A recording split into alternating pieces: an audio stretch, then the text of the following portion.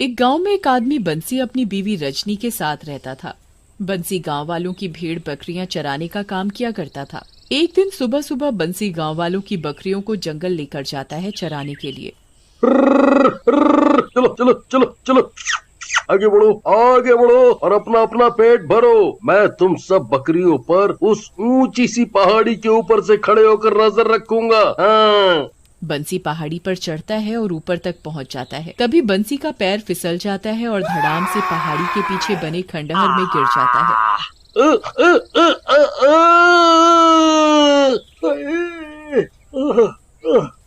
मैं मर गया। हाय रे। तभी बंसी को खंडहर के कोने से रोशनी आती दिखाई देती है। अरे वो रोशनी कैसी? इस घने जंगल में कौन इस खंडहर में होगा? जैसे तैसे कमर पकड़कर उठता है और वहां जाकर देखता है जहां से रोशनी आ रही होती है। वहां एक चुड़ैल सोई हुई होती है जो गर्भवती भी होती है। बंसी चुड़ैल को देखकर डर जाता है और चुड़ैल उठकर खड़ी हो जाती है। कौन हो तुम और यहाँ क्या कर रहे हो? कहीं तुम मुझे और मेरे बच्चे को तो मारने नहीं आए? इससे पहले कि तुम मुझे मारो मैं तुम्हें कच्चा चबा जाऊंगी। नहीं नहीं नहीं नहीं, मैं तुम्हें मारने नहीं आया। मेरा उस पहाड़ी के ऊपर से पैर फिसल गया और मैं यहाँ आकर गिर गया। चल तू अब यहाँ आ गया है तो आज मैं तुझे खाकर अपना और अपने बच्चे का पेट भरूंगी जो बच्चा मेरे पेट में है। मुझे मत खाओ, मुझे मत खाओ। आज तो तुम मुझे खाकर अपना पेट भर लोगी, पर कल का क्या है? कल किसे खाकर अपना पेट भरोगी? अगर मैंने तुम्हें छोड़ दिया और तुमने पूरे गांव में बता दिया कि मैं यहाँ छुप कर रह रही हूँ तो गांव वाले मुझे और मेरे बच्चे को मार डालेंगे। मैं किसी को कुछ नहीं बोलूंगा। हाँ, किसी को कुछ नहीं बोलूंगा। पर तुम्हें ऐसी हालत में देखकर मुझे कुछ समझ नहीं आ रहा। एक तो तुम चुड़ैल, ऊपर से गर्भवती। मैं कई दिनों से भूखी हूँ, मेरा बच्चा भी भूखा है। इस खंडहर के आसपास कोई भी जानवर आता था तो मैं उसे खाकर अपना पेट भर लेती थी, पर कई दिनों से यहाँ कोई जानवर नहीं आया। मैं किसे खाऊं अब? तुम गर्भवती हो और तुम्हारा इस तरह जानवरों को खाना ठीक नहीं। पर अब मैं क्या करूं? मुझे 1 महीने तक और यहाँ छुप कर रहना पड़ेगा क्योंकि मेरे 8 महीने तो पूरे हो गए हैं। अब 1 महीना और छुप कर रहना है। छुप कर मतलब? तुम बहुत दुखी लग रही हो। तुम मुझे अपनी परेशानी बता सकती हो? तुम्हारे साथ ऐसा क्या हुआ जो तुम चुड़ैल बन गई, वो भी गर्भवती? इस बच्चे का पिता कौन है? तुम कोई भले आदमी लगते हो तो मैं तुम्हें बता सकती हूँ। तो सुनो, मैं एक साधारण सी लड़की थी। मेरा नाम मीना है और मैं अपने पति अमन से बहुत प्यार करती थी। एक दिन मेरे पति ऑफिस से घर आए तो मैंने उन्हें खुशखबरी दी कि अमन, आज मैं बहुत खुश हूँ। क्या बात है? इतना खुश तो मैंने तुम्हें पहले कभी नहीं देखा। तो ध्यान से सुनो मेरे पति देव, तुम पापा बनने वाले हो और मैं माँ। मीना, मुझे तुमसे बेटा चाहिए, बेटी नहीं। दोगी ना मुझे बेटा? अमन, तुम भी ना कैसी बात करते हो? बेटी बेटा तो एक समान ही होते हैं। नहीं नहीं, मुझे बेटा ही चाहिए। हाँ। 9 महीने बाद मीना ने एक बेटी को जन्म दिया।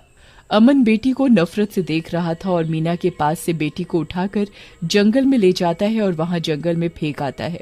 मेरी बेटी कहाँ है? तुमने मेरी बेटी का क्या किया? उसे कहाँ छोड़ा है? मैं तुम्हारी बेटी को जंगल में फेंक आया। अब तक तो उसे जंगली जानवर भी खा गए होंगे। मीना अपनी बच्ची के लिए बहुत रोती है। कुछ महीनों बाद मीना फिर से गर्भवती होती है और फिर से एक बेटी को जन्म देती है। अमन अपनी बच्ची को फिर से उठा ले जाता है और अब की बार पहाड़ी से बच्ची को नीचे फेंक देता है। मीना तीसरी बार गर्भवती होती है। अगर अमन को बता दिया कि मैं फिर से गर्भवती हुई हूँ और अगर फिर से मेरी बेटी हुई तो वो इसे भी उन दोनों की तरह ही मार देगा। मैं ऐसा नहीं होने दूंगी। अब की बार मैं यहाँ से कहीं दूर चली जाऊंगी। मीना सड़क पर जा रही होती है, तभी एक गाड़ी आकर मीना को टक्कर मारकर चली जाती है और मीना वहीं मर जाती है। मीना की आत्मा उसके शरीर से निकलकर चुड़ैल का रूप ले लेती है। मीना चुड़ैल बनकर अपने पति के पास पहुंच जाती है। कौन कौन हो तुम? मैं मीना हूँ, तुम्हारी पत्नी। तुम तो कोई चुड़ैल हो, मेरी पत्नी नहीं हो। मैं तुम्हारी पत्नी ही हूँ जो अब मर चुकी है। माँ की ममता ने मुझे चुड़ैल बना दिया है। तुमने मेरे बच्चियों की जान ले ली, अब मैं तुम्हें भी मार डालूंगी। मीना अमन का गला दबाकर उसे मार देती है और रोती हुई वहां से जंगल की तरफ जाती है। मीना को एक पेड़ के नीचे साधु बाबा दिखते हैं। मीना बाबा के पास जाती है और बहुत रोती है। बाबा मैं बहुत दुखी हूँ। हमें सब पता है बेटी, अब तुम एक चुड़ैल बन चुकी हो। तुम्हारा शरीर तो मर चुका है, पर तुम्हारा बच्चा अभी भी तुम्हारी कोख में बिल्कुल सुरक्षित है। तुम इस बच्चे को इस दुनिया में ला पाओगी, पर इस दुनिया से बचाकर, नहीं तो ये दुनिया इस रूप में तुम्हें देखकर मार देगी। बाबा आप ही बताइए मैं क्या करूं जिससे मेरे बच्चे को कुछ ना हो।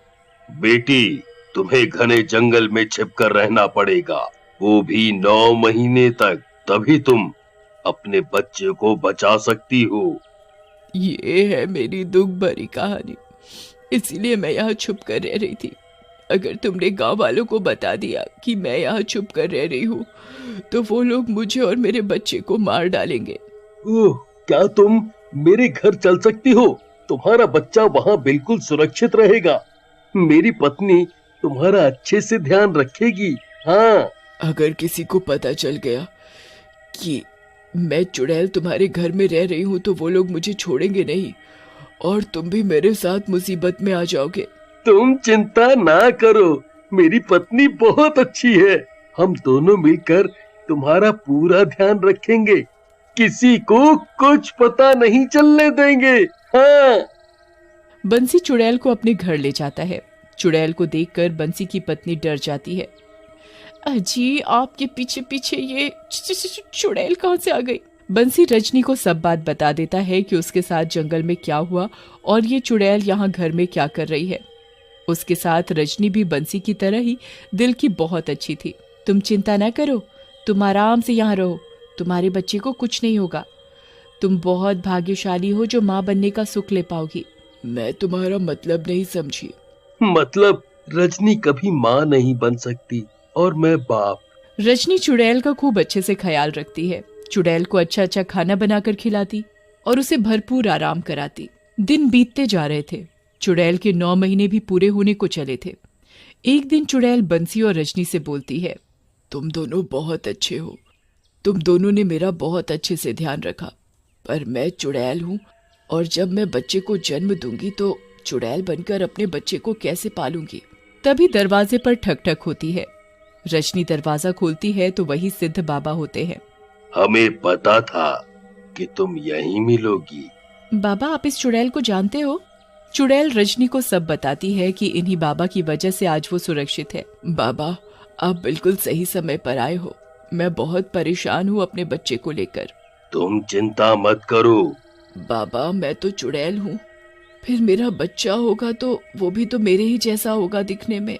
तुम्हारा बच्चा तुम्हारी जैसा नहीं है, वो बिल्कुल साधारण है। हम अपनी मन की शक्ति से सब जान लेते हैं, पर एक समस्या है। हम उसी समस्या की वजह से यहाँ आए हैं।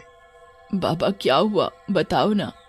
बेटी, तुम इस बच्चे को जन्म नहीं दे सकती क्योंकि तुम एक आत्मा हो, एक चुड़ैल हो।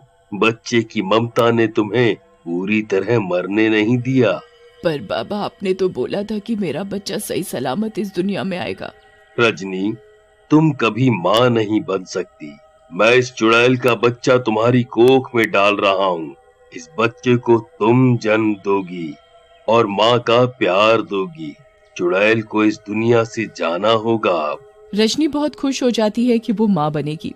चुड़ैल भी बहुत खुश होती है। चुड़ैल को पता है कि जो उसके बच्चे के माँ बाप बनेंगे वो दोनों बहुत ही अच्छे हैं और उसके बच्चे का अच्छे से ध्यान रखेंगे। फिर बाबा अपनी शक्ति से चुड़ैल का बच्चा रजनी की कोख में डाल देते हैं। अब रजनी गर्भवती हो जाती है।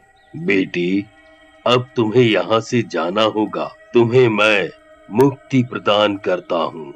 चुड़ैल वहाँ से हमेशा के लिए चली जाती है और रजनी कुछ दिनों बाद एक सुंदर सी बेटी को जन्म देती है। रजनी और बंसी बहुत खुश होते हैं बेटी